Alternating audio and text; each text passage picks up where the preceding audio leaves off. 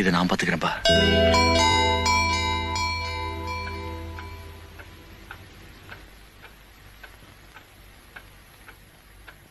ஏன் என் மேல் நம்பிக்கை இல்லையா? சூர்யா, இது எப்படி செய்யறதுன்னு எனக்கு தெரியும். பாண்டியன் கூத்துக்கு வரக்கூடாது, வந்தாலும் பேசக்கூடாது. இதுல நம்மளால யாரும் தலையிட மாட்டாங்க. வெளியால தான் பிடிக்கணும்.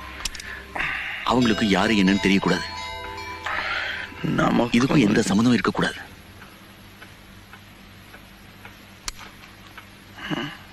நான் பாத்துக்கிறேன்ப்பா.